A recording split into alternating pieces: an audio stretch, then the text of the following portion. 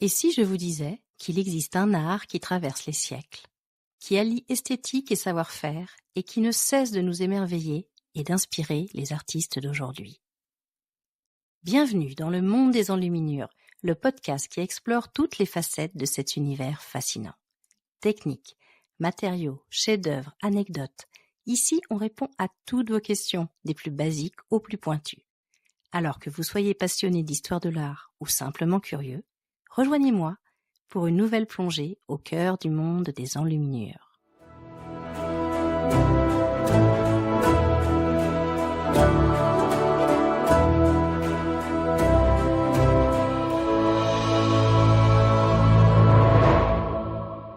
Bonjour et bienvenue dans ce nouvel épisode qui est un peu particulier puisqu'aujourd'hui nous avons une invitée. Et c'est Evelyne de l'atelier Rêve Doré qui va venir aujourd'hui nous parler d'un sujet particulier, à savoir comment adapter le bonheur des dames dans un manuscrit enluminé. Bonjour Evelyne. Bonjour Isabelle. Alors, question absolument classique, qui se cache derrière l'atelier Rêve Doré, à savoir toi? Oui, alors c'est une vaste question.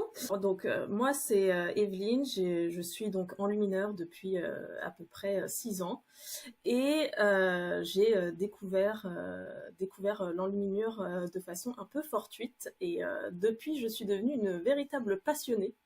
Et l'enluminure, ça remplit 90% de mon temps. Voilà, donc c'est un véritable métier passion.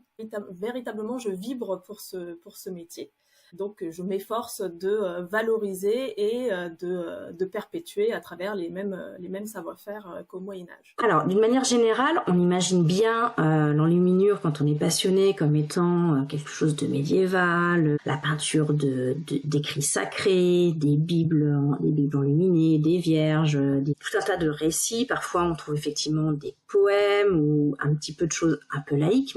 Mais toi, non. Toi, tu es partie sur l'adaptation d'un roman d'Émile Zola. Pourquoi?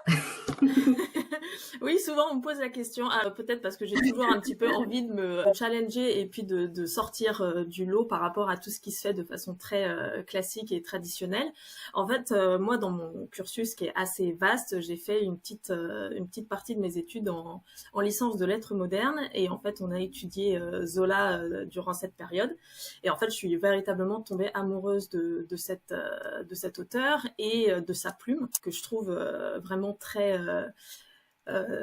enivrante. Voilà, il nous emmène très très facilement dans son univers et en fait quand il a fallu penser à une thématique pour faire mon manuscrit de fin d'études, en fait ça a été une évidence parce que Zola, un de ses grands avantages, qui peut aussi être à double tranchant, c'est qu'il est très prolixe en détails, donc en fait on a des images assez précises, des décors, des passages, en fait on s'immerge très bien de façon très facile. Donc en fait, voilà, exactement. C'est presque comme si on avait les odeurs et le toucher qui était qui était un petit peu servi sur un plateau. En fait, ça pousse à vraiment donner corps de façon physique à toutes ces descriptions que Zola fait. Donc voilà, vu qu'en plus c'est un de mes romans préférés, Au bonheur des dames était vraiment une évidence pour moi. Pas mal, effectivement. Et alors concrètement, qu'est-ce que c'est ce manuscrit? C'est un résumé du livre, des morceaux choisis,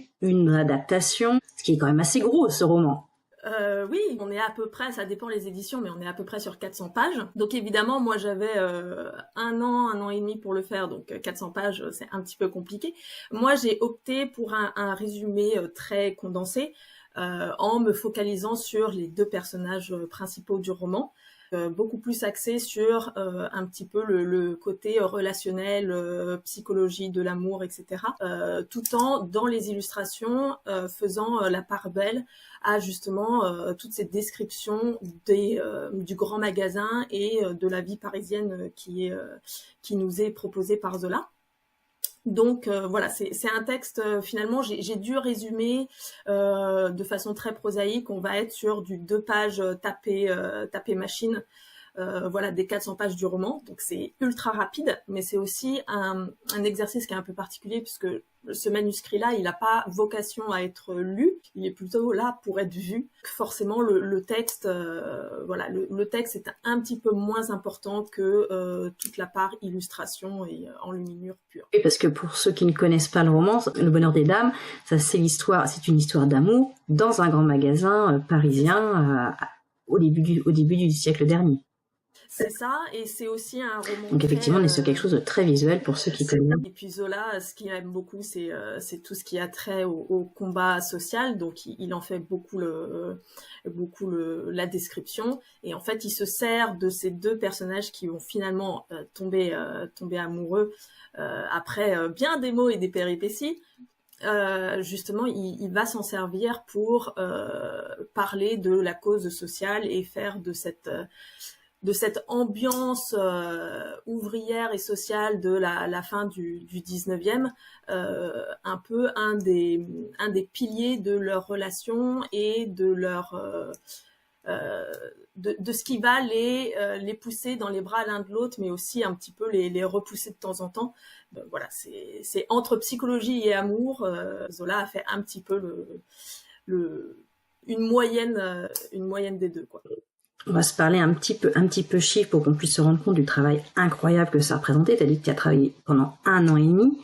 Le livre, il fait combien de pages, de miniatures? Est-ce que tu es arrivé à chiffrer en termes d'heures de travail? Alors, oui, parce que j'ai un petit peu la fâcheuse tendance à chronométrer tout ce que je fais. Donc, je sais à peu près tout ce que ça m'a demandé en termes de travail pour chaque partie, ou en tout cas une bonne partie des illustrations. Alors, il faut compter qu'il y a à peu près 18-19 pages qui sont calligraphiées et peintes. Avec au niveau des grandes miniatures, on va être sur 5 peintures, donc que nous on appelle pleine page, donc qui prennent toute la superficie d'une page. Et puis j'ai une scène qui se déroule un petit peu en marge du texte, et donc à part ça, on a principalement du texte et du décor de page qui est très ornemental et qui va venir un petit peu rehausser le texte pour lui apporter de la lumière et de la délicatesse. Donc en termes d'heures, si on prend la totalité de l'ouvrage, en prenant le temps de recherche, le temps de création des maquettes, la peinture, donc du début jusqu'à la fin du projet, il faut compter à peu près 2500 heures pour la totalité de l'ouvrage. Et après, j'ai des peintures à l'intérieur qui vont aller... oui, c'est quand même pas mal. On va avoir des peintures qui sont pour les pleines pages, entre 100 et 200 heures la pièce. Mais donc c'est un sacré boulot. Et justement, quand on s'attaque à un monument de la littérature française tel que celui-là, c'était pas un peu impressionnant? Alors si, surtout parce que Zola fait beaucoup de descriptions. Donc en fait, très souvent, ceux qui reconnaissent mon manuscrit, en tout cas le thème, c'est des gens qui sont très férus de Zola pour la plupart.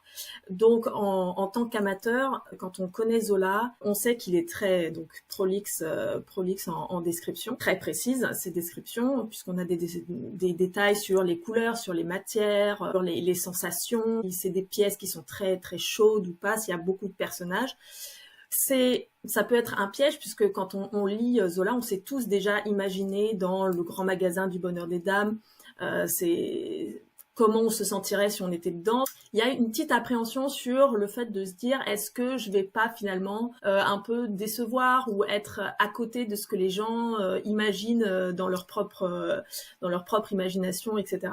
Donc c'est un petit peu angoissant, surtout que je peux dans ce genre de projet, je pouvais pas faire absolument tout ce que je voulais. Déjà parce que le facteur temps est hyper précis et assez restreint, parce que j'ai pas 10 ans pour le faire. Donc il a fallu que je fasse des choix assez drastiques dans certaines scènes, voilà, parce que au bout d'un moment j'ai un temps limité. Donc évidemment, il faut prendre certaines décisions tout en essayant de faire quelque chose qui garde l'authenticité et justement la patte de l'auteur, pour que justement, même s'il n'y a pas tout ce que les gens imaginent, que au premier regard, on sache de quoi on parle et que les amateurs y reconnaissent quasiment au premier coup d'œil. Donc c'est toujours un petit peu stressant, mais finalement, au dire de ceux qui voient mon manuscrit, c'est un pari plutôt réussi. Donc, moi, ça me va, ça me rassure un peu. Donc, bravo. Merci. Dis-moi, quel a été ton procédé créatif pour cette adaptation? Comment t'as fait tes recherches? Comment t'as choisi justement les pages que t'allais illustrer? Quelles sont les étapes? Enfin, j'ai aucune idée comment on procède pour s'attaquer à un tel pavé. Alors, il y a eu plusieurs phases qui au début sont potentiellement un peu déconnectées les unes des autres. Au début, je savais plus ou moins le style que je voulais utiliser, puisqu'en fait, on doit respecter un style historique. Donc, je savais plus ou moins vers quoi m'orienter, sans très grande précision. Donc, il a fallu que je cherche, en fait, de façon très générale, des manuscrits qui rentrent dans ce style-là, donc des manuscrits historiques sur lesquels je pouvais me baser pour justement tout ce qui était décor, architecture, etc. Tout en sachant qu'à ce moment-là, quand je fais mes recherches historiques dans Lumimur, je ne sais pas encore exactement quelle scène je vais représenter, comment mon manuscrit sera organisé. Donc c'est une recherche très très générale. Donc c'est des heures et des heures. Il faut compter à peu près 2 mois de recherche. Ou voilà sur internet, sur les bibliothèques, je me renseigne sur les artistes. Alors moi j'avais un petit peu de chance, c'est que j'ai choisi 1 à 2 artistes principaux pour justement le style dans le mur. Donc il a fallu là que je recherche ce qu'ils avaient produit, si c'était facile de récupérer par rapport aux numérisations. Alors, quel style tu as choisi? Alors moi j'ai choisi de faire encore quelque chose qu'on ne fait pas trop. Moi j'ai choisi toujours pour faire quelque chose de très différent. Moi j'ai choisi pour tout ce qui était les scènes, donc les pleines pages, les grandes scènes, de partir sur un style français inspiré des frères Limbourg. Donc on est en général on est au XVe siècle, sur tout mon manuscrit. Donc j'ai choisi les frères Limbourg pour tout ce qui était architecture et pour tout ce qui était décor de page, donc autour du texte. On est sur des marges ornementales très très végétales. Et là, je suis partie sur un gothique 15e toujours allemand. Et en mixant le style allemand avec un style italien. Donc en fait, on est vraiment dans une sorte de mix and match esthétique qui est assez particulier. Surtout que le style français et le style allemand vont pas spécialement ensemble, en tout cas d'un point de vue couleur. Donc ça a été un petit peu compliqué parce que esthétiquement ça va plutôt bien ensemble, mais alors ils n'utilisent pas vraiment les mêmes palettes de couleurs. Donc il a fallu aussi trouver une sorte de pont qui permette de lier en fait les deux, et puis trouver quelque chose qui quand même qui puisse lier l'ensemble aussi bien stylistiquement que sur la palette des couleurs. Alors j'ai pas choisi ces styles-là un petit peu par hasard. En fait, moi, je suis partie sur le gothique français pour les architectures parce que en gothique, donc 15e siècle, on utilise beaucoup le style très classique d'architecture avec ces colonnes, des grandes architectures très élancées qui font assez antiques dans leur style. Et il faut savoir qu'au 19e, à l'époque où Zola écrit le roman, on est dans une période stylistique où en fait on appelle ça le néoclassique, où en fait on va revenir justement à cette esthétique très classique, très gréco-romaine. Donc en fait il y a un lien au niveau stylistique qui permet de lier le 19e de Zola avec le 15e de l'époque médiévale, et donc en fait d'inclure le 19e dans l'enluminure de façon beaucoup plus facile. Ça aurait été compliqué de partir du coup sur une autre époque stylistique en enluminure. À un moment, j'avais pensé à faire du 14e, du 13e, 14e, et en fait, c'était beaucoup trop compliqué. Donc c'est pour ça que j'ai choisi ce style-là. Et puis après, moi, j'ai aussi dans mon trait une grande appétence pour tout ce qui est végétal, mais avec des formes très élancées, très féminine. Et en fait, le gothique allemand, il est totalement dans cette ambiance-là. On pourrait le rapprocher pas mal du style Art Nouveau. Donc voilà, avec des fleurs, des feuilles qui sont pas tant réalistes que fantasmées. Donc en fait, c'était beaucoup plus facile pour moi de travailler là-dessus. Et donc effectivement, quand j'ai fait mes recherches, justement, je suis partie donc sur des artistes assez précis. Et donc là, j'ai recherché voilà toute leur production pour établir moi une sorte de base de données générale où je pouvais aller piocher les éléments qui m'intéressaient pour ensuite, quand j'avais besoin d'éléments précis sur mes illustrations, prendre toujours dans la même production pour créer justement, même si je passe de manuscrit en manuscrit, voilà, on reste dans un corpus qui est stylistiquement très homogène et donc créer une synergie dans mon manuscrit. Tu as parlé des frères Limbourg, et pour les Allemands, quels manuscrits ou quels artistes t'ont inspiré? Alors, en allemand, j'avais un artiste que j'avais en tête, que dont je suis vraiment tombée amoureuse, mais il est très très compliqué à trouver en numérisation sur Internet. C'est l'artiste Ulrich Schreier. Et en fait, il est assez connu, mais en fait, les numérisations sont très complexes à trouver, si ce n'est impossible. Donc en fait, j'ai dû un petit peu abandonner cette piste-là. Je suis partie sur un de ses confrères avec qui il a collaboré et qui est beaucoup plus connu et dont la production est beaucoup plus numérisée. C'est l'artiste Bertolt Furtmeier. Qui lui, voilà, il a fait un de ses manuscrits les plus connus, c'est le Missel de Salzbourg. Donc, ce qui m'embêtait un petit peu chez Furtmeier, c'était que la palette des couleurs était loin d'être ma préférée. Il a fallu que je trouve un compromis dans ses propres manuscrits. En fait, je me suis aperçue qu'il avait une palette de couleurs, on va dire première, donc celle qui revient très souvent avec des couleurs très très franches. Voilà, le bleu c'est du vrai bleu, le vert c'est du vert, ça tape un peu. Et moi, pour moi, c'était par rapport à l'ambiance que je voulais donner et par rapport à mon propre style. Je trouvais que ça collait pas vraiment. C'était beaucoup trop franc. Donc, en fait, je suis allée chercher dans ces manuscrits une sorte de palette secondaire. C'est des teintes qui sont beaucoup plus pâles, beaucoup plus, à mon sens, délicates. Et en fait, passer la secondaire en première chez moi.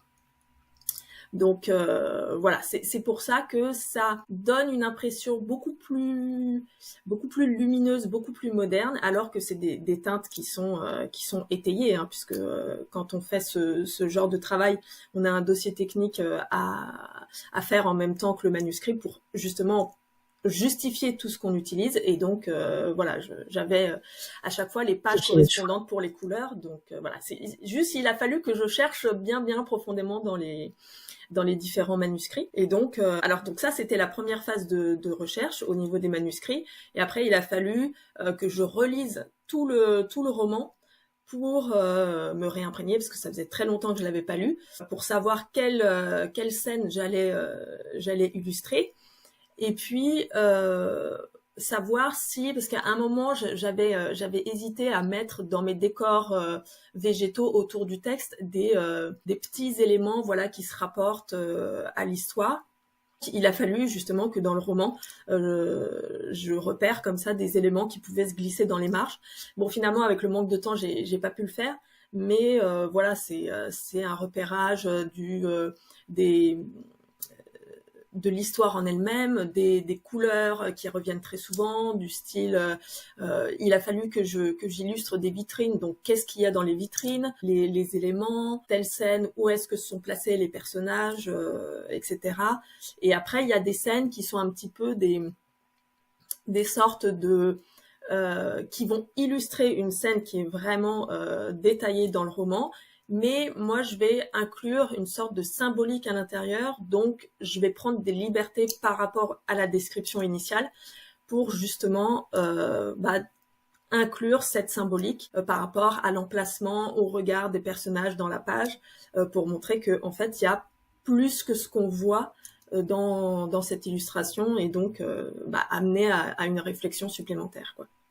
Et après, il y a forcément toute la base de déterminer tout le côté technique, la taille du manuscrit, pourquoi cette taille-là, est-ce que cette taille-là, ça me permet aussi bien de faire mes marges que mes illustrations, est-ce que c'est pas trop grand en fonction du temps que j'ai, est-ce que c'est pas trop petit parce que Zola fait beaucoup de descriptions, donc est-ce que je vais pouvoir placer tout ce que j'ai besoin. Donc il a fallu, c'est beaucoup de temps de recherche, de compromis, d'essais. Je crois que rien que pour définir mon format général, en temps complet, j'ai dû faire une semaine. Donc c'est long, une semaine à faire que tracer des traits, faire des calculs. Il fait quelle taille là ton manuscrit? Alors il fait à peu près 33-35 cm de haut pour 20-25 à peu près de large, en tout cas pour une page. Donc ça fait plus de 40 cm ouverts.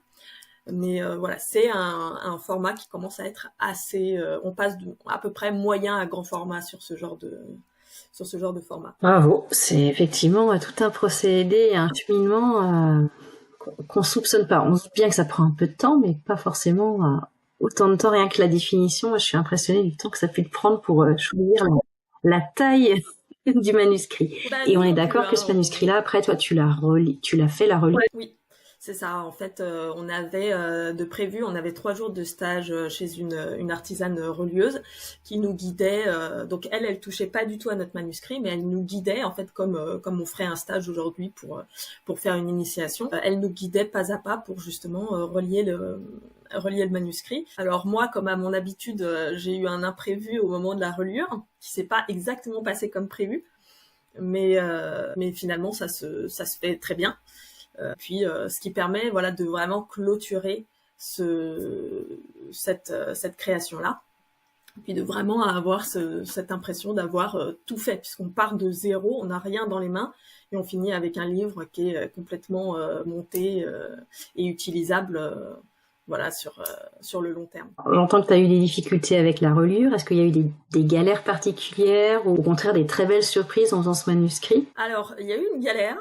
En fait, moi, j'ai interverti ma reliure de dessus avec celle du dessous. Et en fait, entre guillemets, c'est comme si un petit peu je l'avais montée à l'envers. Et en fait, on s'en est rendu compte in extremis parce que moi, j'étais persuadée que tout était bon. Et en fait, l'artisane qui nous a suivis, elle a dit, je vais ouvrir les manuscrits pour être sûr que tout va bien au niveau du collage, voilà, pour le dos du livre. Et quand elle ouvre mon manuscrit, j'étais derrière elle. Et là, sous le coup du choc, j'ai pas pu m'empêcher de dire comme ça à voix haute, mais pourquoi il est à l'envers? Et là, il y a eu un petit blanc dans l'atelier, parce qu'on était plusieurs étudiants. Et là, tout le monde commence à me regarder, un peu les yeux en panique. Et donc l'artisane, la relieuse, elle était devant moi, et elle se retourne, et elle me dit, ah, c'est à l'envers, là. Je lui dis, bah, normalement, vous devriez pouvoir le lire. Et en fait, c'était absolument pas le cas. Et en fait, c'est là, donc on a regardé, et c'est là que je me suis rendu compte que j'avais interverti les 2 reliures. Et sauf que, en fait, moi, dans ma reliure, je voulais faire quelque chose de plus typé 19e que médiéval. Et donc, normalement, en reliure médiévale, très souvent, on a sur chaque plat, on a des cabochons, en fait, qui viennent, des cabochons métalliques, qui viennent créer une petite épaisseur, ce qui fait que quand on pose le livre sur table, le cuir ne touche pas la table directement. Et je voulais en mettre derrière pour protéger quand je pose le livre et quand on l'ouvre. Comme ça protégeait la 4e de couverture. Mais devant, en fait, sur le plat du dessus de la couverture, je voulais laisser sans cabochon parce que pour donner une touche plus 19e. Et en fait, les cabochons se sont retrouvés sur le plat du dessus. Et là, en fait, c'est pas changeable déjà parce que c'était déjà monté et surtout, on fait des trous parce que la reliure, elle est faite avec des haies de bois en fait recouvertes de cuir. Donc en fait, le bois, il est déjà percé à la perceuse pour mettre les cabochons en bois. Donc en fait, et on perce avec le cuir déjà posé pour percer les 2 épaisseurs. Donc en fait, il y avait déjà les trous, donc je pouvais pas faire autrement. Donc il a fallu que je trouve, j'ai été obligée de remettre des clous derrière qui n'y étaient pas du coup. Et après, j'ai trouvé une autre décoration que celle prévue. Donc, en sachant que ça, on s'est rendu compte de ça à 2 heures et demie, même pas de finir le stage. Et donc c'était un peu le coup de choix à puisqu'en 2 heures il faut déjà reprendre ses esprits, se rendre compte de ce que ça implique, trouver une solution, qu'est-ce qu'on fait, on n'a pas le temps de refaire. Donc voilà, c'est un petit peu le moment compliqué, mais finalement voilà, on a quand même réussi à faire quelque chose. Bon, tout est bien qui finit bien. Oui.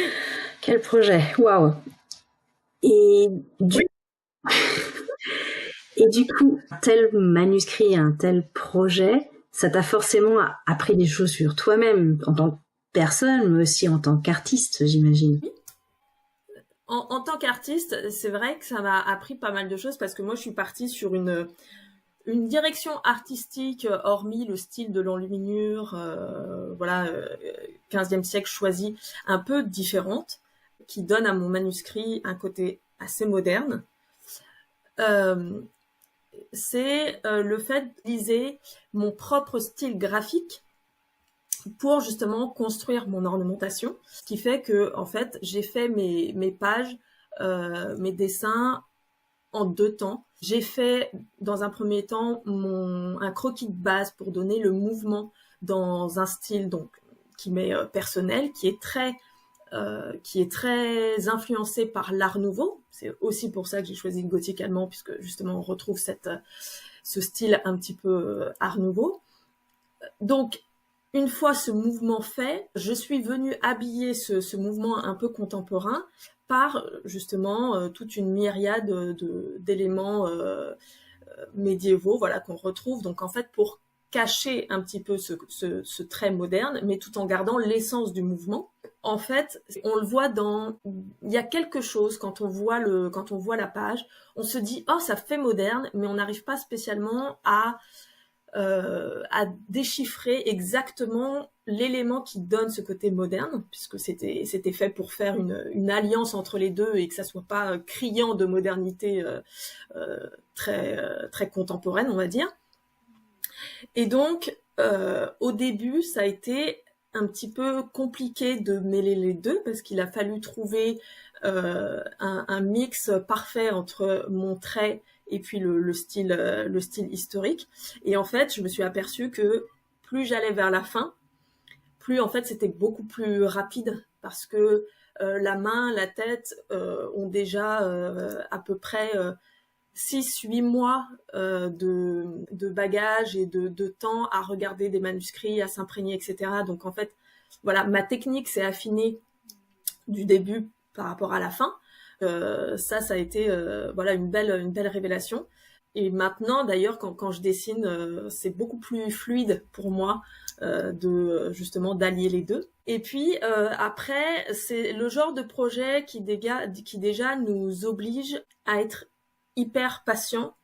Alors au début c'est assez compliqué, enfin en tout cas quand c'est le tout premier, parce que c'est un projet où en fait c'est un petit peu c'est un projet qui a une envergure un peu pyramidale, c'est-à-dire que on commence par la base de la pyramide où il faut décider d'énormément de paramètres qui vont du coup impacter tout le reste de la réalisation, auquel on n'a pas idée. Même nous, quand on commence, on se doute pas en fait qu'on va avoir autant de choses à régler. Là, c'est toute une batterie de tests pour les mesures, comme je disais tout à l'heure, pour le nombre de lignes qu'on va faire dans la page.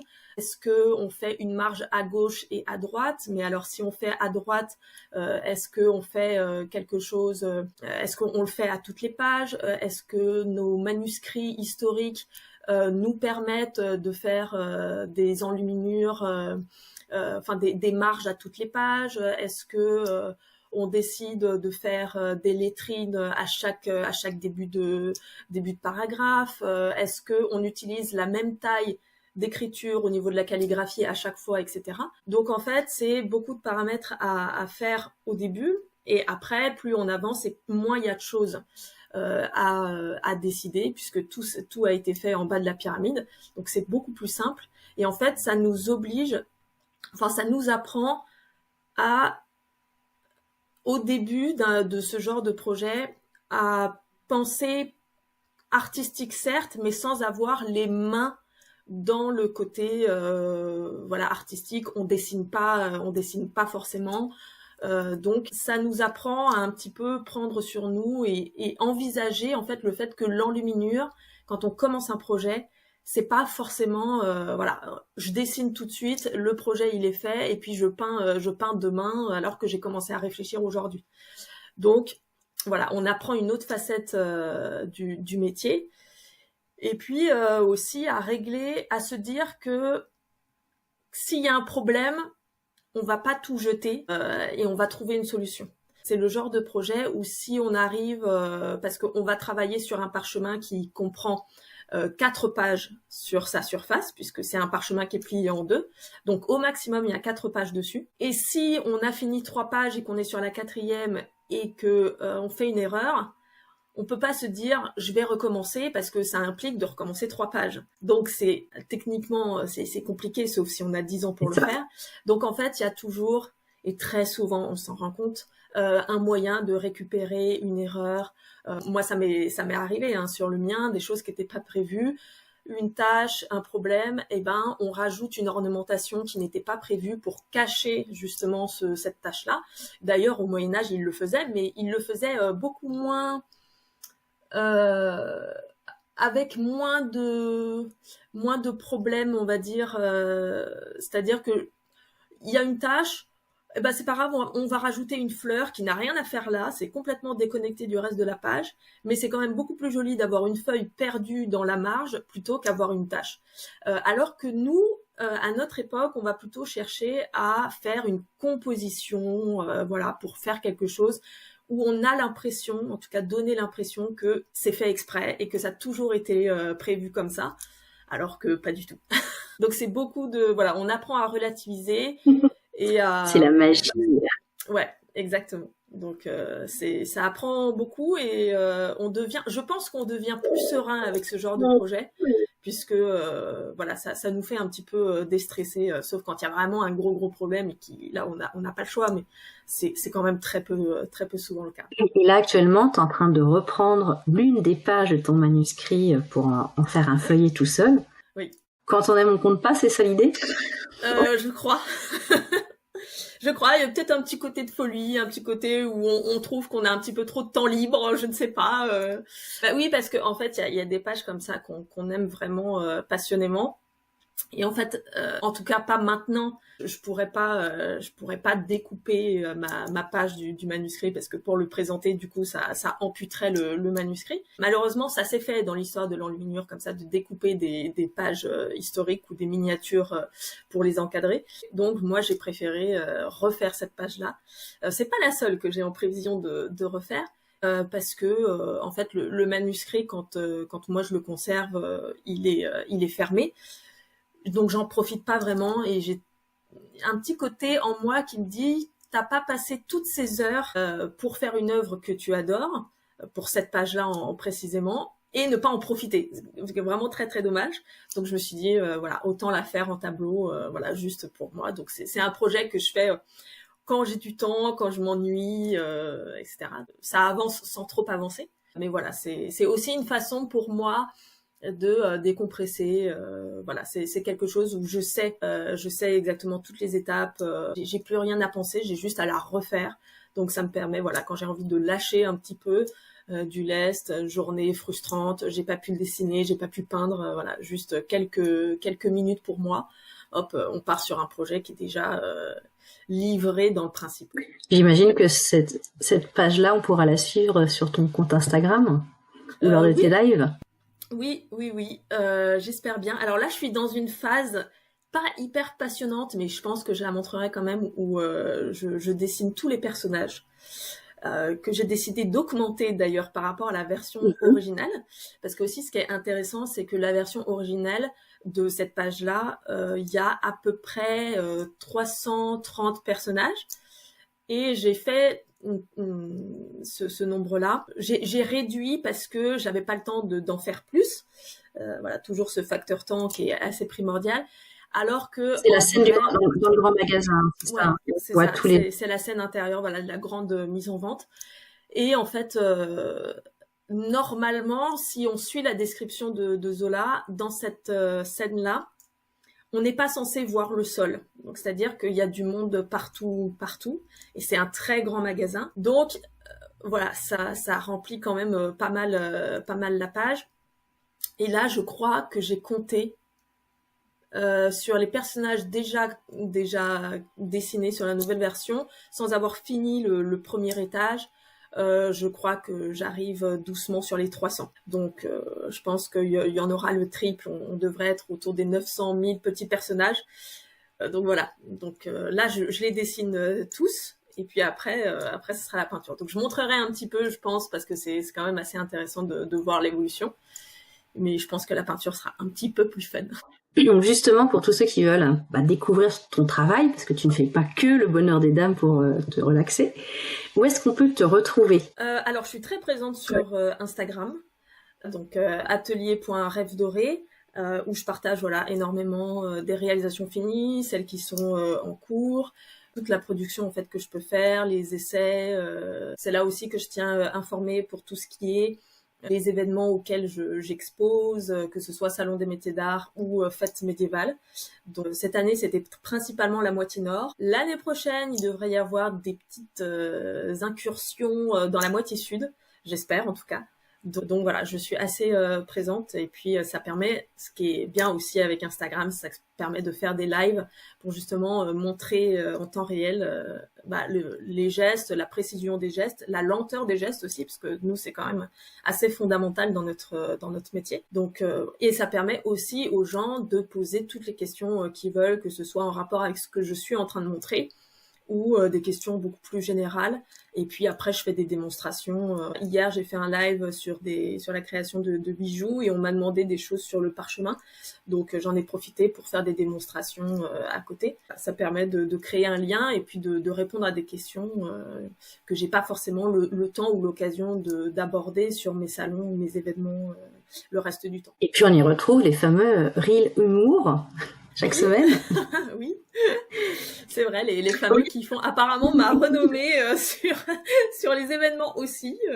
Donc c'est assez rigolo. J'ai pris le parti avec ces reels-là, effectivement, de dénoncer un petit peu la vie d'artisan de façon assez générale, que ce soit les rapports avec les clients, avec les visiteurs sur les salons, des collaborateurs, même nous, notre rapport au temps, notre rapport à notre atelier, c'est assez large. C'est la vie d'artisan de façon très large, mais toujours avec une petite pointe d'humour, parce que sinon on déprimerait beaucoup trop vite. C'est pas faux, et c'est vraiment très drôle. En tout cas, j'invite tout le monde à pouvoir aller voir au moins ces reels-là, et après on se laisse embarquer dans ton univers, justement, comme tu disais, avec tes posts, tes lives. Je trouve que c'est une très jolie façon aussi d'ouvrir la porte de ton atelier à tout le monde, aux curieux, aux personnes qui s'y connaissent, et aux personnes qui s'y connaissent pas et qui découvrent un total univers. Très souvent, on me dit que quand on vient sur mon Instagram, qu'on connaît pas forcément sur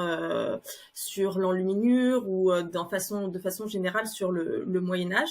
C'est des gens qui s'y intéressent de façon plus ou moins précise.